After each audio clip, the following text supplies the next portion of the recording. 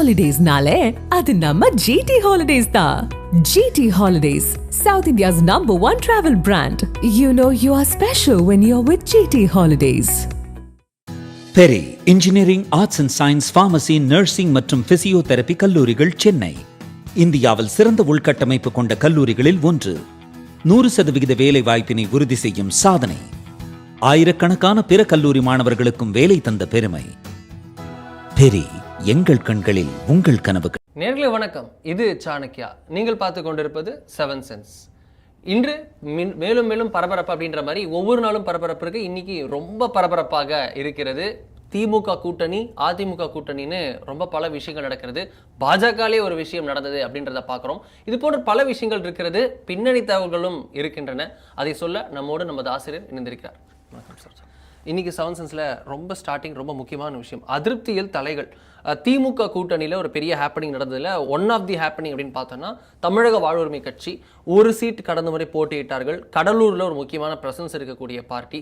அந்த பார்ட்டி, அந்த டிஸ்ட்ரிக்ட், அந்த இதுன்னு சொன்னாலும் எவ்ரி எஃபர்ட் இன் எஃபர்ட் அப்படின்னு பார்க்கும்போது அவர்கள் இன்னைக்கு திமுக கூட்டணியிலிருந்து விலகுவதாக அறிவித்திருக்கிறார்கள். கூடுதல் தொகுதிகளை ஒதுக்க மறுத்தது. அதை தவிர தங்களது பாலிசி டிசிஷன்ஸுக்கு ஒத்துக்கலை அப்படின்ற மாதிரி சொன்னார்கள்.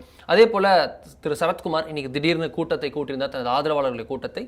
அதில் சமத்துவ மக்கள் கட்சி கடந்த நாடாளுமன்ற தேர்தலின் போது பாஜகவோடு இணைக்கப்பட்டது, கூட்டணியில் சேரும் என நினைக்கப்பட்ட போது இணைக்கப்பட்டது.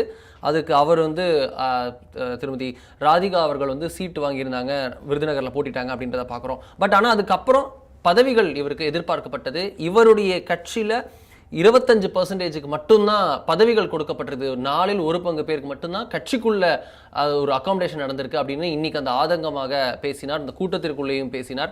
தனக்கு அங்கீகாரம் கொடுக்கவில்லை, இது எத்தனை நாள் தான், எல்லா பொறுமைக்கும் ஒரு எல்லை இருக்கிறது, நான் திரு நயினாரை பார்க்க இருக்கிறேன் அப்படின்லாம் சொன்னதெல்லாம் நம்ம பார்த்தோம். என்ன நடக்கிறது இந்த விஷயத்தில்? ஒன்று, திரு சரத்குமாரோடைய இந்த லேட்டஸ்ட் சந்திப்பு ஒரு பெரிய சர்ப்ரைஸ். நில நாட்களாகவே அவர் ஆஃப் த ரெக்கார்டாக நிறைய நண்பர்கள்ட்ட பேசிட்டே இருந்திருக்கார். இந்த மாதிரி கமல்ஹாசன் அவர்கள் சென்னை ஏர்போர்ட்டில் பேட்டி கொடுத்துட்டு போகிறாரு. யாரை? பாஜகவை திட்டி, மத்திய அரசு திட்டி, ஒன்றிய அரசு, ஒன்றிய அரசுலாம் சொல்லிட்டு போகிறாரு. நேராக போனால் டெல்லியில் பாரத பிரதமர் நரேந்திர மோடிக்கான அப்பாயின்மெண்ட் கிடைக்குது. ஆனால் நான்லாம் கட்சியில் சேர்ந்துருக்கேனான்னு அவங்களுக்கு தெரியுமா இல்லையானே தெரியல, அந்த அளவுக்கு இருக்குது. திரு அமித்ஷா அவர்கள் வரும்போது இந்த பாரத பிரதமர் நரேந்திர மோடி அவர்கள் கூப்பிட்றாங்க, வைக்கிறாங்க, போகிறாரு, வராரு. ஆனால் அது ஒரு இணைப்பு விழாவாக நடக்கிறதுக்கான வாய்ப்புகள் கூட பல விஷயங்கள் கேட்டாங்க. அவர் இன்றைக்கி பார்த்தோம், டிஎம்கேல திரு ஓ பன்னீர்செல்வம் சேர்ந்தார். அப்போ அவர் அறிவாலயத்தில் 2 மட்டும் சந்திச்சிட்டாங்க. பிறகு மதுரை அவுட்டரில் ஒரு பிரம்மாண்டமான கூட்டம் நடத்தி அந்த இணைப்பு விழா அப்படிங்கிற நடத்தினாங்க. அதுபோல் இவருமே கூட ரொம்ப நாட்களாக நம்ம இணைப்பு விழா அப்படிங்கிற நடத்துவங்க கேட்டுருந்தாங்க. அந்த மாதிரி அதுவும் நடக்காமல் இருந்துச்சு. இதனாலே தெரியல. அதுக்குள்ளே மாநில தலைவர் மாறினாங்க, அதுக்குள்ளே அடுத்த தேர்தலுக்கான பரபரப்பு வந்துச்சு, கூட்டணி மாறிச்சு. இந்த மாதிரி நிறைய விஷயங்கள் நடந்துகிட்டே பார்த்தோம். பட் இவருக்கான அங்கே நாம் ஒரு கட்சி நினச்சி நீங்கள் சரியாக குறிப்பிட்டது போல் ஒரு கூட்டணி சேர்வாரா அப்படின்னு எதிர்பார்த்த நிலைமையில் இன்றைக்கி அவர் சமத்துவ மக்கள் கட்சி நடத்தியிருந்தாருன்னு கேரண்டியாக அவர் கூட்டணியில் இருந்திருப்பார். அதில் குழப்பம் இல்லை. திருமாறன் போன்றவர்களுக்கு அப்புறம் திரு ஜான் பாண்டியன் போன்றவர்களுக்கு, திரு டாக்டர் கிருஷ்ணசாமி போன்றவர்களுக்கு கிடைக்கக்கூடிய அங்கீகாரம் இவருக்கு ஆட்டோமேட்டிக்காக கிடைச்சிருக்கும் போது பாரத பிரதமர் நரேந்திர மோடி இருக்கக்கூடிய அதே மேடையில் அவங்கெல்லாம் இருக்கிறாங்க. ஏன்னா கூட்டணி கட்சி தலைவர்கள் அப்படின்னு சொல்லியிருக்காங்க. எல்லாருமே இருக்காங்க. பூவி ஜெயன்மூர்த்தி இருக்காங்க. அந்த மாதிரி எல்லாரும் இருக்கு. அது மாதிரி அவரும் உட்காந்து போகிறாரு, ஒன்றும் கெட்டு போயிட போகிறதில்ல. அப்போ அந்த மாதிரி நமக்கு ஒரு அங்கீகாரம் ஃபோட்டோ போட்டிருப்பாங்க. அவங்க அந்த பாரத பிரதமருடைய கூட்டத்தில் மட்டும் இல்லை, தமிழ்நாடு முழுக்க எல்லாத்துலையும் போட்டிருப்பாங்க. அப்போ நம்ம ஒரு கட்சியாக இயங்கி இருந்தோம்னா நமக்கான அங்கீகாரம் கிடைச்சிருக்கும். இதே பாஜகவோட கூட்டணி வச்சிருக்கலாம். நாம் ஒரு தியாகம் பண்ணி கட்சியவே இணைச்சிருவோம்னு சொல்லிட்டு போனால் அது அப்போ டேக்கன் கிராண்டடாக போயிருந்தா அப்படிங்கிற அந்த ஆதங்கம். அதை ரொம்ப வெளிப்படையாக திரும்பவும் சமத்துவ மக்கள் கட்சி ஆரம்பித்தால் என்னங்கிற அளவுக்கான விஷயத்தை பேசப்பட்டதுன்னு அவர் ஓப்பனாகவே பிரஸ் மீட்டில் சொல்கிறார். இந்த கேள்வி விவாதிக்கப்பட்டதுன்னு. இது கட்சியில் இருக்கிறவங்க ரொம்ப கவனிக்க வேண்டிய விஷயம். பார்த்தீங்கன்னா, நான் ஏற்கனவே பல முறை திரு எடப்பாடி பழனிசாமி அவருடைய மேட்டில் அதிமுக சொன்னதான், ஒருத்தராக போட்டு அப்படிங்கிறது சரி கிடையாது.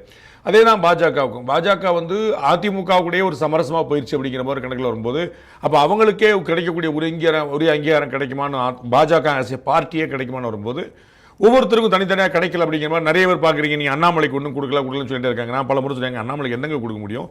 நேஷனல் லெவலில் ஜெனரல் செக்ரட்டரி கொடுத்தா தான் ஒரு சரியாக இருக்கும், நீங்கள் எதிர்பார்க்குறதில்ல. அப்படியே நேஷனல் ஜெனரல் கொடுத்தா அவருக்கு 2 மாநில பொறுப்பு கொடுக்க வேண்டியது. இப்போ ஒரு பேச்சுக்கு ஒரு வெஸ்ட் பெங்கால் மாநிலத்துக்கு அவர் கொடுக்குறாங்க, அஸ்ஸாம் கொடுக்குறாங்க, கேரளா கொடுக்குறாங்க. அவர் இங்கே இல்லாமல் அங்கே தான் போய் வேலை பார்க்கணும். ஏன்னா அந்த ஒரு பொறுப்பு தான் செய்யணும். ஹெச்ராஜ் எல்லாம் கேரளாக்கான பிரபாரியாக இருந்தார் பார்த்தோம். அந்த மாதிரி வேறு மாநிலங்களுக்கு தானே அங்கே தான் உட்காந்துருக்கணும். அப்போ தமிழ்நாட்டில் களமாடக்கூடிய ஒரு தலைவர் கொடுத்து நாமளே ஒன்று அங்கே கொடுத்த மாதிரி ஆயிரும்ல அப்படின்னு சொல்லி சொன்னேன். அப்போ நிறைய விஷயங்கள் புரிதல் கிடையாது. ஆனால் பண்ண மாட்டாங்களே ஆதங்கம் இருக்குல்ல. அதே மாதிரி தான் திரு சரத்குமார் அவருக்கு நம்ம சேர்ந்ததுனால இந்த ஒரு ஆதங்கமாக என்ன கணக்கு நமக்கு புரியல. நம்ம சேர்ந்ததான் தப்பாக போச்சா? நம்ம அலைன்ஸில் இருந்தால் அதே ராதிகாவுக்கு சீட் கொடுத்துருக்க போகிறாங்க. போகிறாங்க. இன்னைக்கு எல்லா ஊர்லையும் நம்ம ஃபோட்டோ போட்டு இருக்க போகிறோம். அப்போ நம்ம சேர்ந்ததை இவங்க வந்து டேக்கன் கிராண்டடாக எடுத்துட்டாங்களா அப்படிங்கிற ஒரு கேள்வி வருது. தொண்டர் பற்றி வச்சிருக்காங்க. இது இந்த அளவுக்கு வராமலே தடுத்திருக்க வேண்டியது அவசியம்.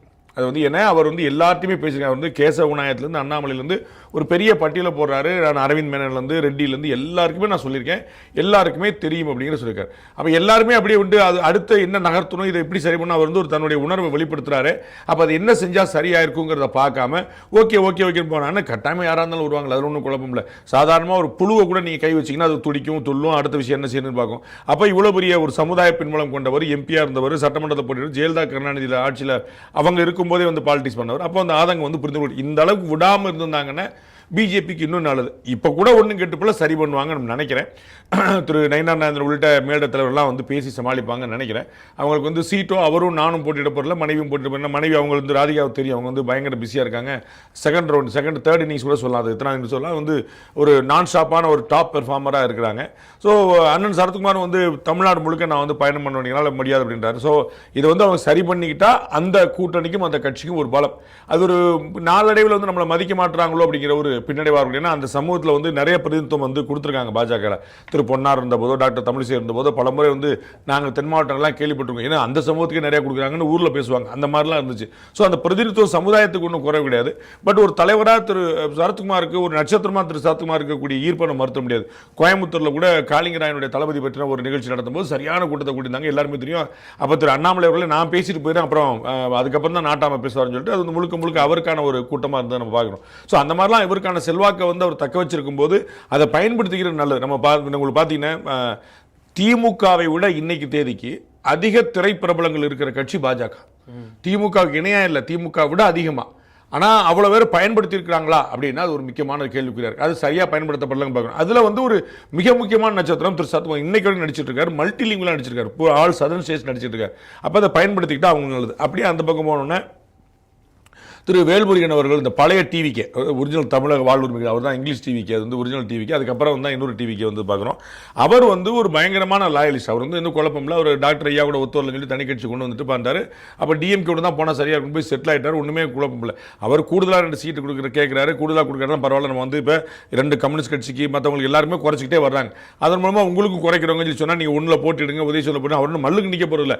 வேறு ஏதாவது செஞ்சு நம்ம வந்து உங்கள் கட்சிக்காரங்களுக்கு ஒரு வாரியம் கொடுப்போம் வைக்கலாம் அப்படின்னு சொல்லி சொல்லியிருக்கலாம். பட் வந்து போதும் பெருந்தம் அப்படிலாம் தேவையில்லைன்னு நினைச்சிருக்கலாம். இதோட முக்கியமான பிரச்சனை என்னன்னா, அவர் வந்து கொஞ்சம் ரிபல் உள்ள இருந்தாப்புல வந்து திரு சரத்குமார் வந்து உள்ள வந்து முழுக்க சர்வபரிதியாமனு கிட்டத்தட்ட சரண்டர் ஆகி நின்றார். நமக்கு வந்து வேற எதுவும் நமக்குன்னு ஒரு தனி ஐக்கானிக்க வேண்டாம். அவர் வந்து பார்த்தீங்கன்னா குட்டை குழப்பிட்டே இருப்பார். உள்ளே உட்கார்ந்தாலும் கூட்டில் இருந்தாலும் அமைதியாக இருக்க மாட்டார். சபாநாயகரோட சண்டை போட்டிருக்காரு, சிஎமோட சண்டை போட்டிருக்காரு, பொன்முடியோட சண்டை போட்டிருக்காரு. சட்டசபையிலே பார்த்தீங்கன்னா உடவே மாட்டார், மல்லுக்கு நின்றுட்டே இருப்பார். அவர் வந்து எனக்கு வேணும் பாரு, நேரம் கொடுக்கலாம் பயங்கர. திரு அப்பா அவர்கள்லாம் வந்து 1-to-1 வாக்குவாதமே நடந்திருக்கு. எனக்கு தெரியும், உனக்கு தெரியும், உங்களுக்கு தெரியாது, எனக்கு தெரியாதுன்னா பயங்கரம் நடந்திருக்கு. அந்த மாதிரி ஒன்று பண்ணிட்டே இருப்பார். ஸோ வந்து மூத்த தலைவர்கள்லாம் சேர்ந்துமே கூட அவருக்கு இன்னும் கொடுக்க வேண்டாங்க கொடுக்குன்னு சொல்லியிருக்கலாம். அப்போ நமக்கு வந்து ஒரு மதிப்பு மரியாதை வாய்ப்பும் குறையுது. அப்படிங்கும்போது நம்ம வந்து வேற ஒரு வாய்ப்பு எடுக்கலாம். டிஎம்கே அலைன்ஸாக ஒருத்தர் வந்து வெளியே போகும்போது ஏற்கனவே பாட்டாளி மக்கள் கட்சி இந்த பக்கம் இருக்குது, டாக்டர் ஐயா தனியாக வந்து பண்ணிட்டாரு. வன்னியர் சமுதாயத்துக்கான பிரதிநிதியா இவரை நம்ம வந்து பார்க்கலாம். அவங்க கூட்டணியில் இருக்காங்க. நம்ம வந்து கொங்கு நாடு மக்கள் தேசிய கட்சி வச்சிருக்காங்க, முக்குளத்தூர் புலிப்படை வச்சிருக்காங்க. ஸோ ஒவ்வொரு சமுதாயத்துக்கான ஒரு பிரதிபலன் ஒரு பிரதிநிதி மாதிரி ஒரு பக்கம் வச்சிருக்காங்க. அப்போ அந்த மாதிரி தமிழக வாழ்வுரிமை கட்சி இருந்துச்சுன்னா வன்னியர் சமுதாயத்துக்கான பிரதிநிதி இருக்குன்னு பார்க்கலாம். அது அப்போ வந்து நீங்கள் அதே கணக்கு தான் இங்கே உள்ள நீங்கள் டேக்கன் கிராண்டடாக நினச்சிட்டு இருக்கீங்க. நாங்கள் வந்து ஆதரவு தெரிவிச்சிட்டோம்னா அப்படியே எதுவுமே இல்லாமல் போயிடணுமா அப்படிங்கிற ஒரு கேள்வி எழுப்புறாரு. அதுதான் பிரதானம். மற்றது கோட்பாடு, கொள்கை, ஆர்ப்பாட்டம், ஈழ பிரச்சனை, அது தீர்மானம், அதெல்லாம் வந்து செகண்டரி.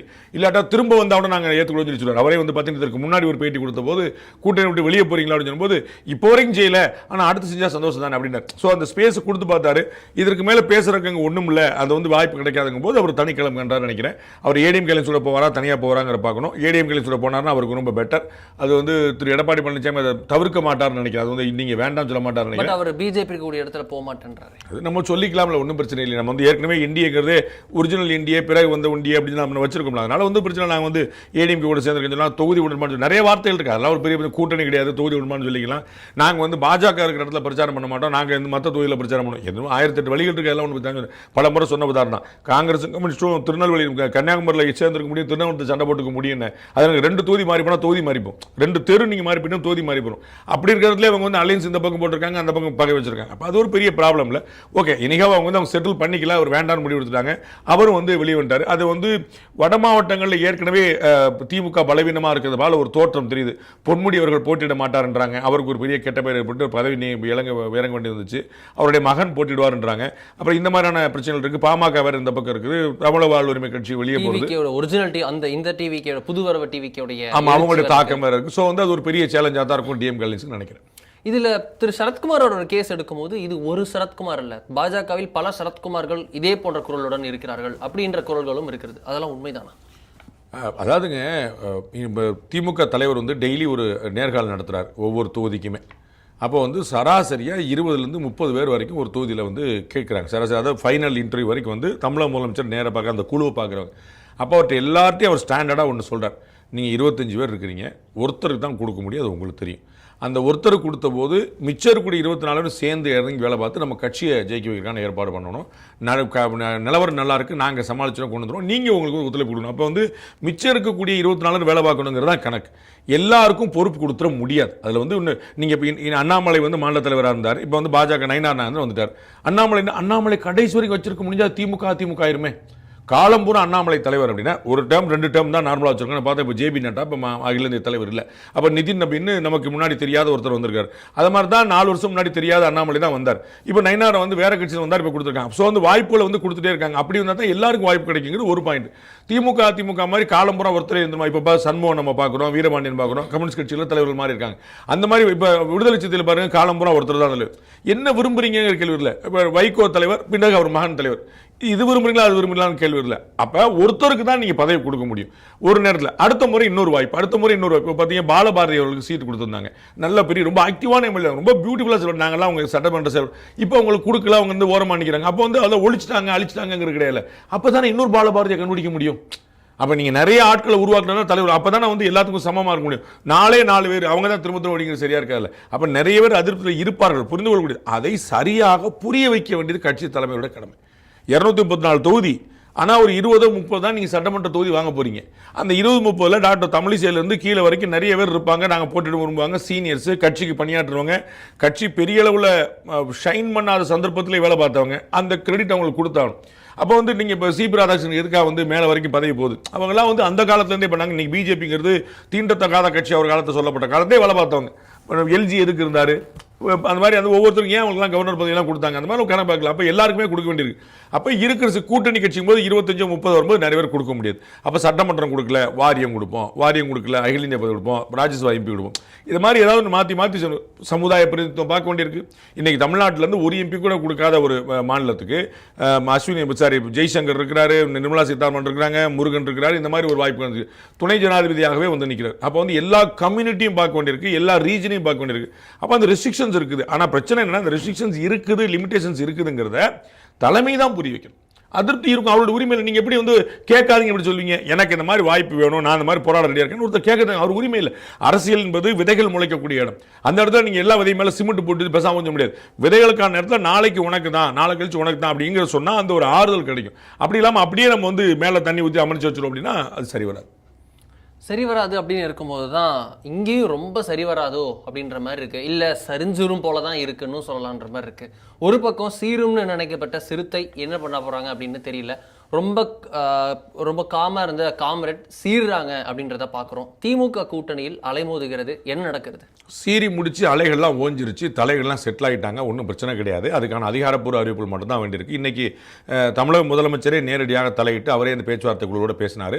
அவர் வந்து ரொம்ப தெளிவான வேண்டுகோள் வச்சுட்டார். 5 தான் அப்படின்னு சொல்லிட்டாரு. நம்ம ஏற்கனவே நம்ம பேசணும், பஞ்சபூதங்களுக்கு இணையாக. ஆமாம், அது அவ்வளோதான். நம்ம வந்து போன முறை போட்டு, ஏன்னா கம்யூனிஸ்ட் கட்சிகளுக்கு நீங்கள் குறைக்கிறத குறை சொல்ல முடியாது.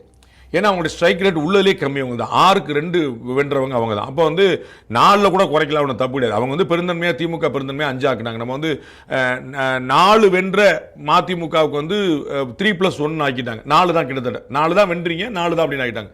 அப்போ வந்து 6க்கு 2 வென்ற 2 கம்யூனிஸ்ட் வச்சிருக்கோம். நீங்கள் 2 தானே நிப்பாட்டலாம், 3, 4 நிப்பாட்டலாம். 5ங்கிற இடத்துல ஒரு லார்ஜ் நம்பர் தான் வந்து நிற்குது அதில். ஆனால் அவங்களுக்குலாம் பிரச்சனை வந்து எங்களுக்கு 5 குறைச்சிங்களா 6 குறைச்சிங்களாங்கிறல. நீங்கள் தேமுதிகக்கு என்ன கொடுக்க போறீங்கிறலாம் இருக்கு. அதை அவர் ஒழிச்சு வச்சிட்டார் தமிழக முதலமைச்சர். அதை அப்புறம் பேசுவோம் அப்படின்னு சொல்லி வச்சுட்டாரு. இந்த பக்கம் போகிற பேசும்போது அவருக்கு வந்து அதான் சொன்னேன், ராஜேந்திரத்தை கரைச்சி குடிச்சிருக்காரு தமிழக முதலமைச்சர். அப்போ வந்து இவங்க வந்து செட்டில் ஆகிட்டாங்க. இன்னைக்கு பார்த்தோம் ரொம்ப தெளிவாக, நீங்கள் ஆசைப்படுறது நடக்காது, நாங்கள் கூட்டணியில் தொடரும், ஜனநாயக முற்போக்கு கூட்டணி, மதச்சார்பற்ற ஜனநாயக முற்போக்கு கூட்டணியில் நாங்கள் தொடர்வோம் அப்படின்னு தமிழில் ஒரு பேட்டி, இங்கிலீஷில் ஒரு பேட்டி எல்லாத்தையும் கொடுத்து முடிச்சார். அதுதான் நம்ம வந்து 2 நாள் முன்னாடி சொன்னால் வந்து நீங்கள் என்ன அவங்க என்ன சீட்டு கொடுக்குறாங்கிற மேட்டர் இல்லை, இதை தவிர வேறு வாய்ப்பு இல்லை. ஏன்னா நான் வேற ஒரு பேட்டியில் சொன்னேன், தமிழக முதலமைச்சர் பிரில்லியண்ட்டாக என்ன பண்ணிட்டாருன்னா மெயின் டோரை பூட்டிட்டார், வீட்டோட மெயின் டோரை பூட்டிட்டார். வீட்டுக்குள்ளே 10 கதவு திறந்துருக்கு, மூடி இருக்கு, பிரச்சனை இல்லை, எங்கே வேணாலும் வீட்டுக்குள்ளே தான் விளையாடணும். ஸோ நீங்கள் வந்து ஒரு வெளியில் கூட்டணி விட்டு வெளியே போகிற, நீங்கள் உள்ள சண்டை போட்டுக்கோங்க, பாத்திரத்தை உருட்டிக்கங்க, அதெல்லாம் பண்ணிக்க, ஆனால் கதவை விட்டு யாரும் வெளியே முடியாது. வெளியே வரும்போது எல்லாரும் ஒன்றா தான் வெளியே விடுவாங்கன்னு பார்த்தோம். அப்போ அந்தளவு தெளிவாக பண்ணிட்டார். அதனால வீடு கதவு கூட்டணி அவங்க கூட்டணியோட காங்கிரஸ் அப்படின்னு புரிஞ்சுக்கலாமா? ஆப்வியஸ்லி காங்கிரஸ் வந்து மெயின் டோருடைய லாக் அங்கே தான் இருந்துச்சு. அவங்க போயிட்டாங்கன்னா இவங்க எல்லாருக்குமான பெரிய ஸ்பேஸ் இருந்துச்சு. அவங்களும் இவங்க எல்லாருமே சேர்ந்து தாவேக்கா கூட போயிருக்கலாம், இல்லாட்டி அவங்க எல்லாம் சேர்ந்து கூடுதலான சீட் அங்கே வாங்கிக்கலாம். ஸோ காங்கிரஸ் கட்சி போனால் தான் அது கூட்டணியாக வேண்டியது. இன்னைக்கு தேதிக்கு வந்து அவங்க டாக்டர் ராமதாஸோடையும் சேர முடியாது, ஏடிஎம்கேடையும் சேர முடியாது, தாவேக்காவில் போய் பிரயோஜனம் இல்லை. அப்போ டிஎம்கே தான் போனோம். அதான் காங்கிரஸ் கட்சியோடைய டீல் முடிஞ்ச உடனே டிஎம்கே டோனே மாறிடுச்சு.